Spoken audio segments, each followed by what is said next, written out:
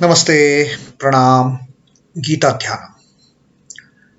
Om Parthaya Pratibodhitam Bhagavata Narayanena Swayam Vyasena Gratitam Purana Munina Madhye Mahabharatam Advaitam Ritavarshinim Bhagavatim Ashtadashadhyayinim Ambatva Manusandhadhami Bhagavad Gite Bhavadveshini.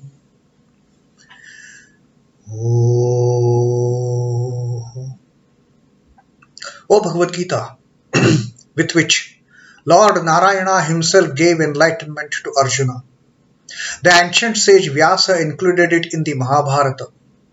O Goddess, showerer of the nectar-like knowledge of non-dualism contained in your 18 chapters, O my affectionate mother, the destroyer of rebirth, I meditate upon thee. Krishna Vandana. Vasudeva Sutam Devam Kansa Chanura Mardanam Devaki Paramanandam Krishnam Vande Jagadgurum.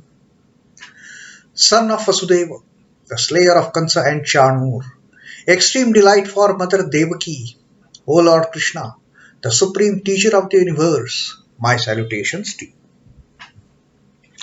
Srimad Bhagavad Gita, the 7th Adhyaya of Dnyaan Vidyaan Yoga, and we will today take up reading of the 10th Shloka. The previous Shloka that we read, the 9th Shloka, now Sri Krishna is telling us, he is giving the entire knowledge about himself. Who is Krishna? And Krishna had told us that I am going to tell you that thing, knowing which you will come to know me in totality. I will not hide anything from you. And true to his words, Sri Krishna in previous few shlokas, he has been telling who is Krishna. He is giving the where all Krishna exists, so that the devotees, the spiritual aspirants, the sadhakas, they can contemplate on those qualities of Sri Krishna to attain to the oneness with him, to the oneness with the eternal truth. In the 9th slok we read, Sri Krishna has told us that I am the sweet fragrance of this earth.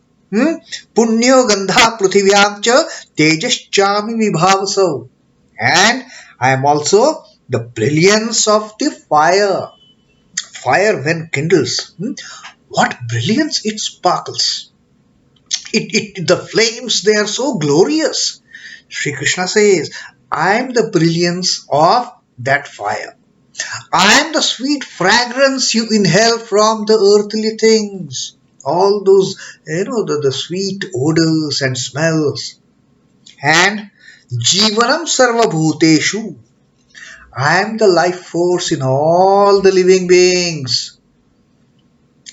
Whichever living being we see, that living, the life force in that, even if it is a tiny ant, a small crawling insect, which is a living being. And as I told that Swami Vivekananda considered even that tiny living being to be much more potential, much more revered than that dead locomotive maybe weighing tons and tons, because there is no life force in that. It is moving because of the artificially created that steam or energy, that artificial created by man. It is not a life force. So in all the living beings, whether mammoth elephants or the dinosaurs or tyrannosaurs of the past, to the tiniest of insects, the life force in all the living beings, Sri Krishna says, that life force is me. Without that, nothing can live. And tapasya-asmi tapasvishu.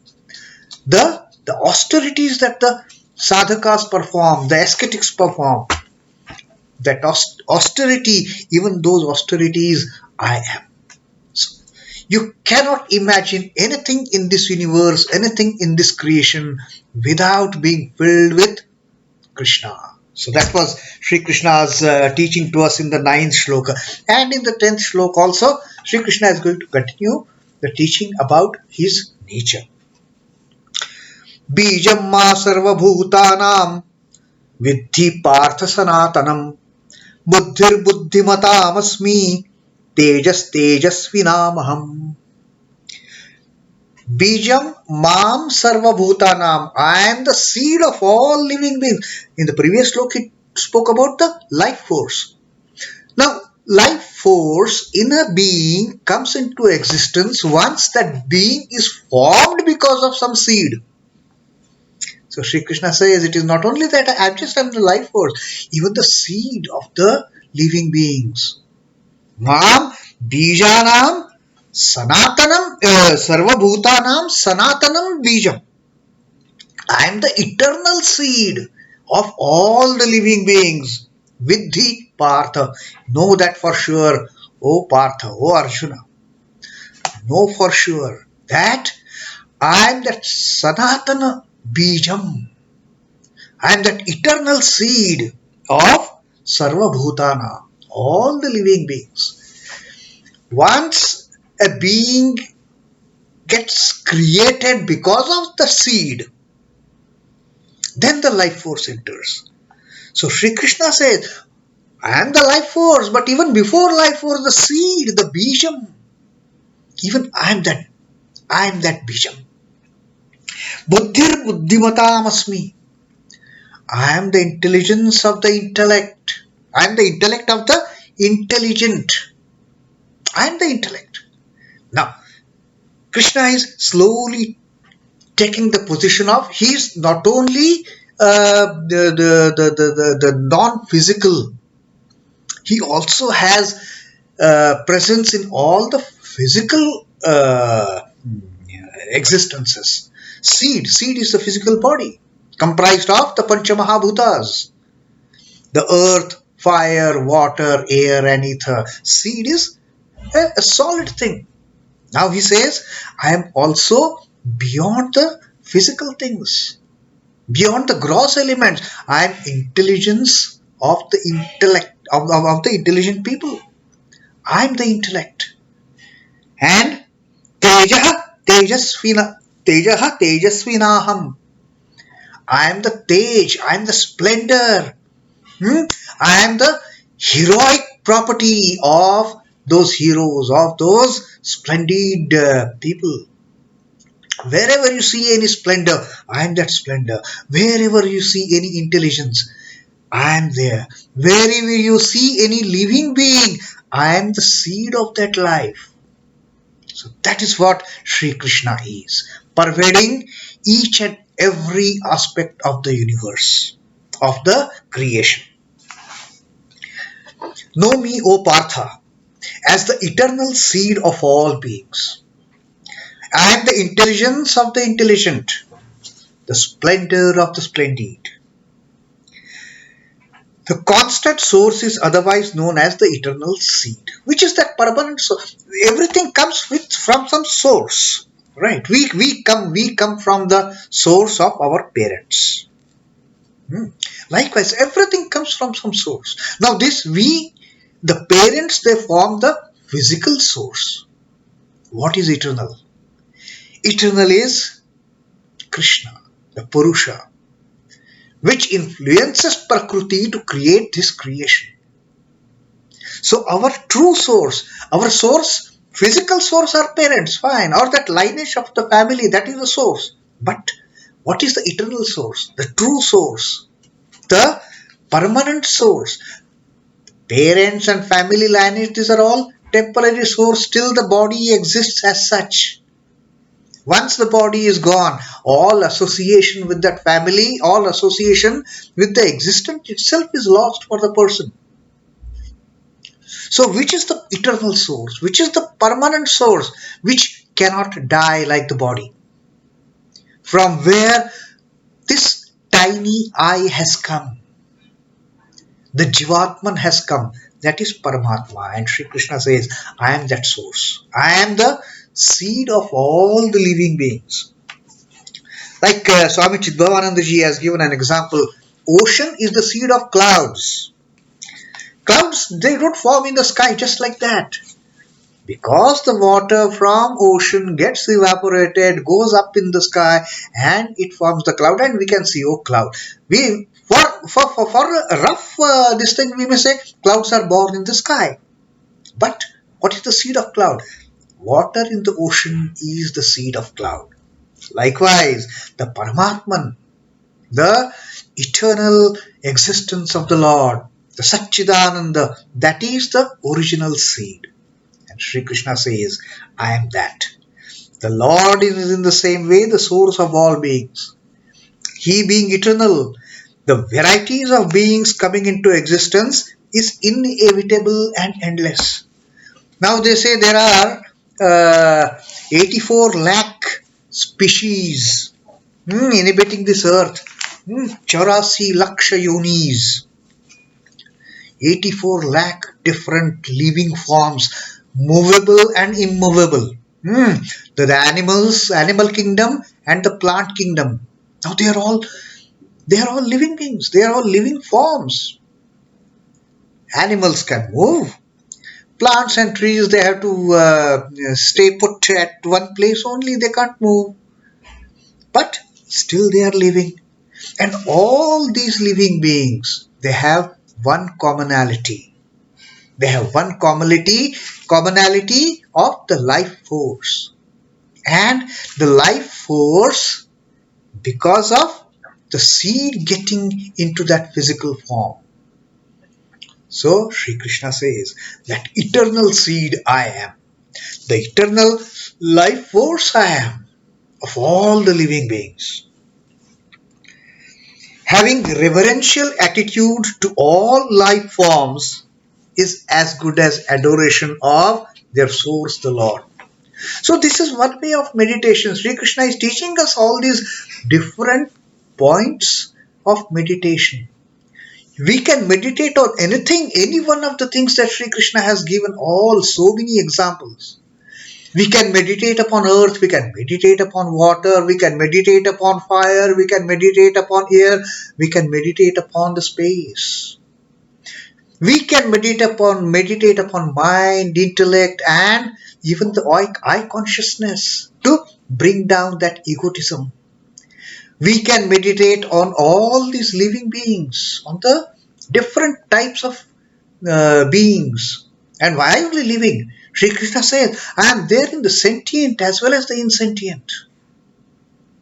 We can even meditate on any of the insentient things, the rocks and other physical objects which don't have the life force in them.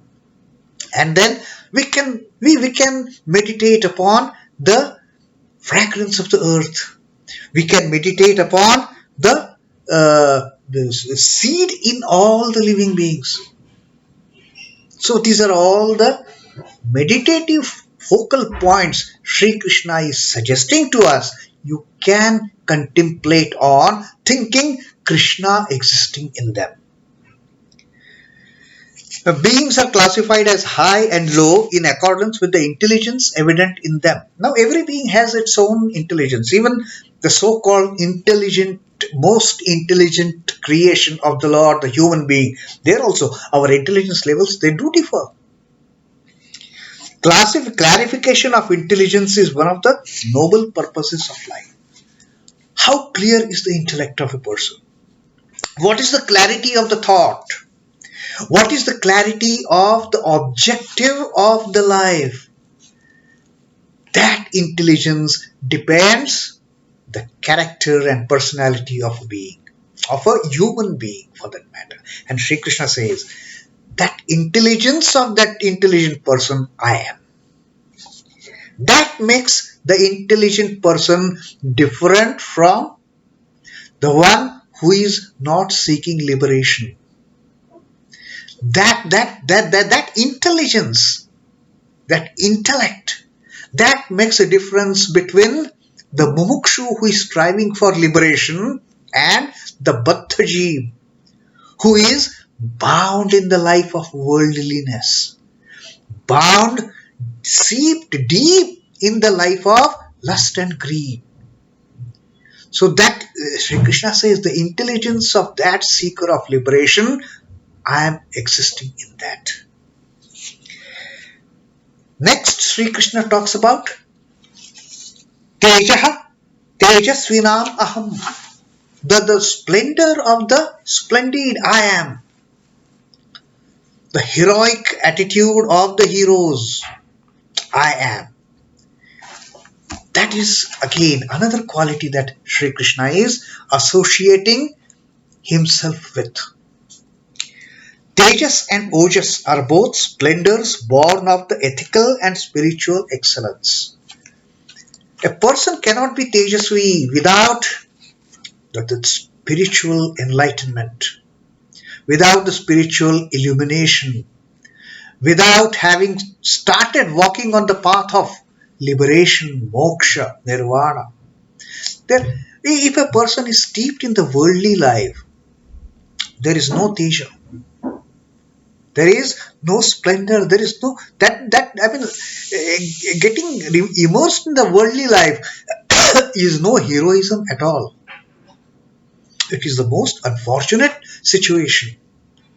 So once a person starts journey on the path of liberation, the splendor sets into him, sets into her, and people can judge such person just by the look. What a charming personality, what a charming face. So devout, so knowledgeable, so intelligent. Intelligent not in the sense of degrees and the scientific knowledge as such. The intelligence of the nearness to God just reflects from the face. So that is splendor. And when we see some a holy person who is so near to the eternal truth, just a look at that person, we feel such a deep satisfaction inside, having even seen that person. We feel some kind of the peace, the bliss, the joy inside, having seen such a person.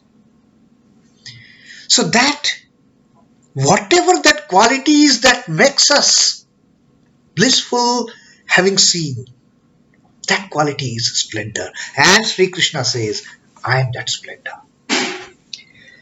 So while the latter is internal and invisible, ojas is invisible. Ojas remains within, inside of a spiritually advanced person. But teja, you cannot hide.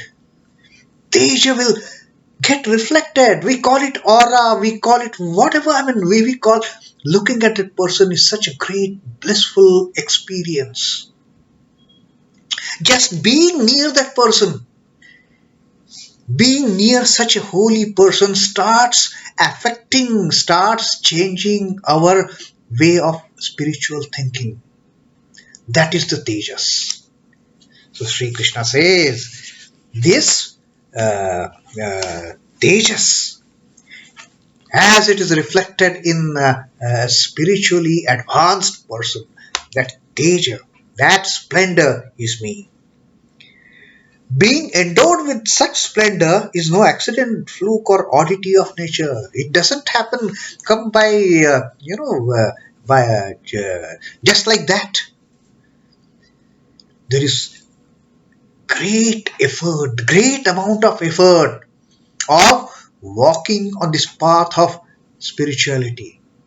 As the person starts coming nearer and nearer to the end point. Remember we had earlier we had spoken of that scale of 0 to 10 when a person starts the spiritual journey. And having dropped on the path midway, again that person has to take up another body and restart the journey. So as a person starts reaching towards the end point of 10, that splendor just gets exhibited. That person doesn't have to make any extra effort, and it doesn't come a fluke. It is not an odd happening that, okay, he has become, suddenly he has become a man of great splendor, a man of great heroism, a man of great illumination. Steadfastly, birth after birth, efforts are made to attain to that state. And just imagine Sri Krishna saying, even that splendor I am. So everywhere you see, everything in this creation, on this journey of reaching the ultimate truth, Krishna has pervaded each and every aspect of this journey. So that is the 10th shlok that we read today about Sri Krishna being the bījaṁ, the eternal source. Sri Krishna being the intelligence, and Sri Krishna being the buddhi, the intelligence and the splendor. So these are three more different qualities that Krishna has taught us about his existence. With that, Om Namo Bhagavate Vasudevaya. Sri Krishna Arpanamastu. Jai Sri Ramakrishna. Jai Thakur. Jai Ma. Jai Swamiji.